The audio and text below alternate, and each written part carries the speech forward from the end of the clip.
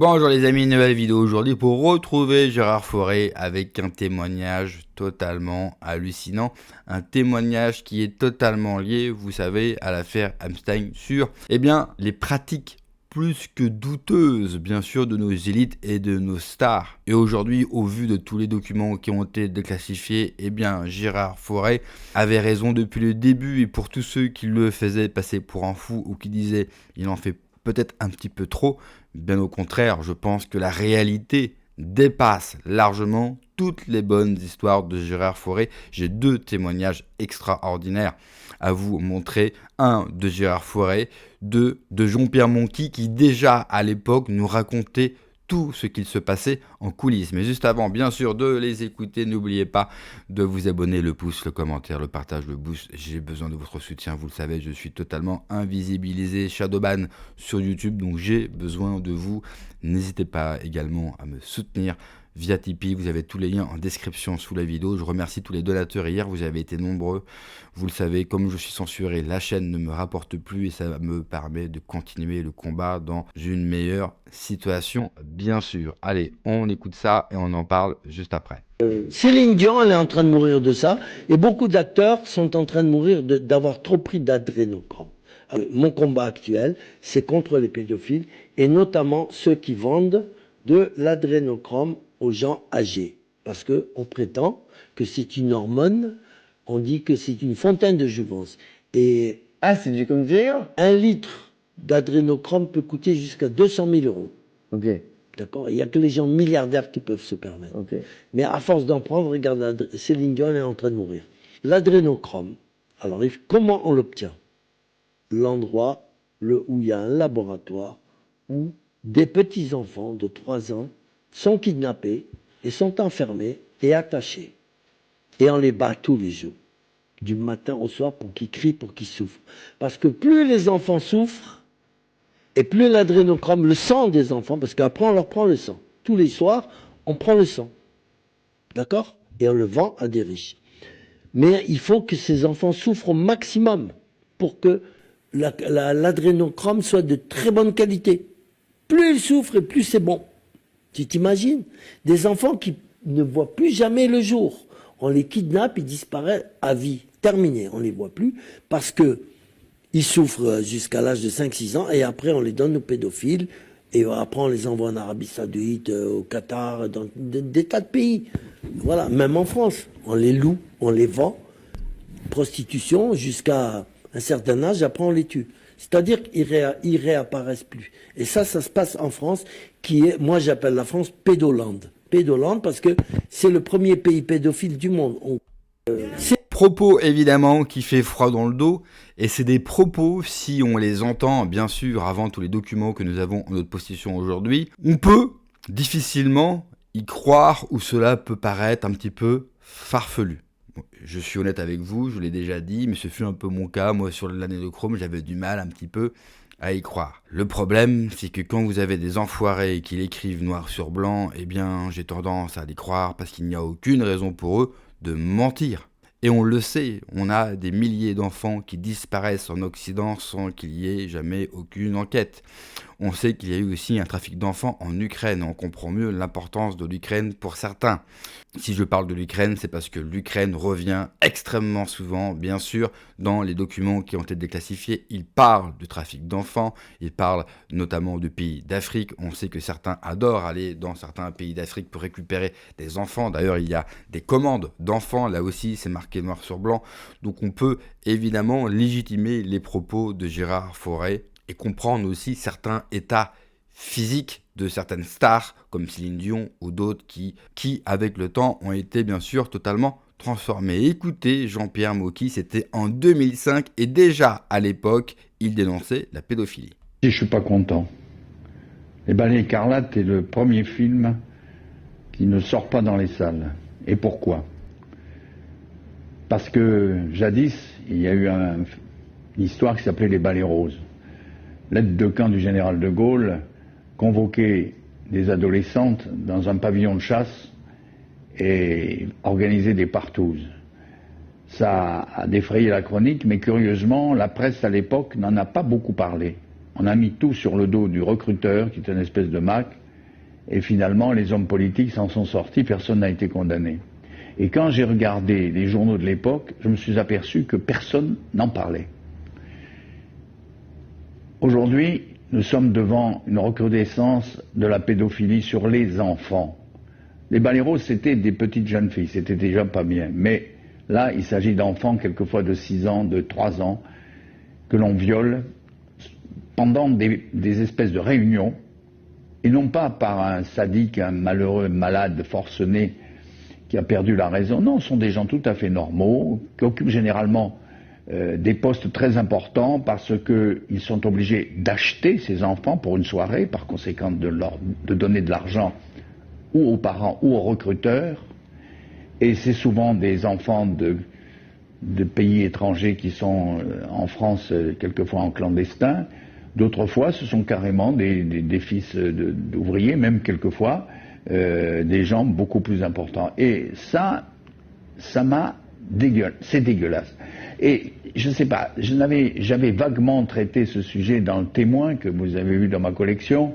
C'était Philippe Noiret qui était amoureux d'une fille de 12 ans qu'il assassinait, mais c'était un cas très particulier. Ensuite, je m'en suis occupé dans Noir comme le souvenir.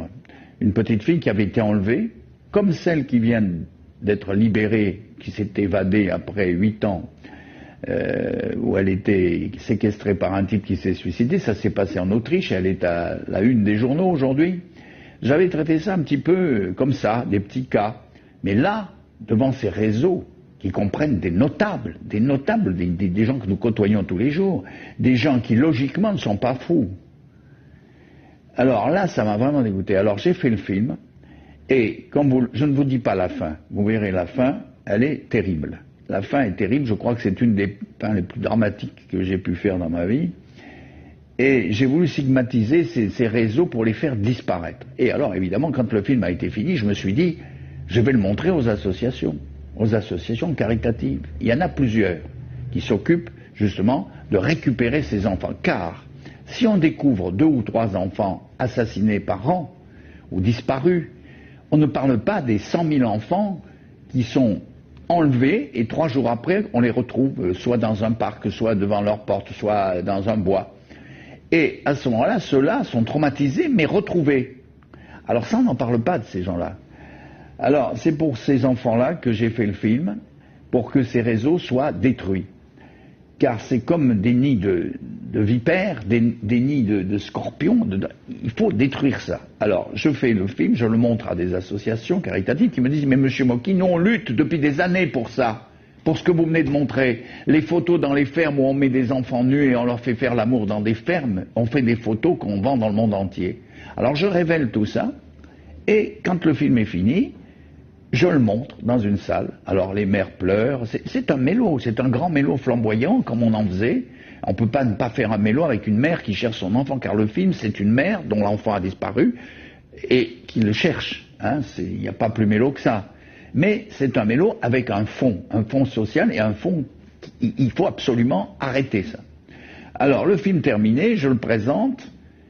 Bon, ces associations trouvent ça très bien, mais par contre, je commence à voir que des gens se détournent du film. Au lieu de m'aider à le sortir, et en plus, j'avais décidé, une fois mes techniciens et mes artistes payés, de donner tout l'argent à ces associations pour qu'elles s'occupent de ces enfants violés. Car il y a maintenant des maisons avec des psychologues qui s'en occupent après, parce qu'il faut s'en occuper. Une fois qu'ils ont été violés à cet âge-là, évidemment, ils ne sont pas bien. Et voilà que depuis, le film est terminé depuis 2004, on est en 2006, et voilà que je n'arrive pas ni à le sortir dans des salles, à part la mienne, et je n'arrive pas à en faire parler dans la presse. J'ai récemment présenté le film dans une ville de province que je ne citerai pas. Des journalistes étaient présents, il y avait du monde, le film a été applaudi. On m'a dit, mais monsieur Mocky, mais ce film est tout à fait normal, parce que moi j'ai pensé à un moment qu'il était mauvais le film, puisque tout le monde le refusait. J'ai dit, tiens, peut-être que j'ai fait une connerie, que le film n'est pas bon. Or, je l'ai présenté à un public qui, lui, a considéré ce film comme un film normal, comme un autre film qu'il voit tous les jours, etc.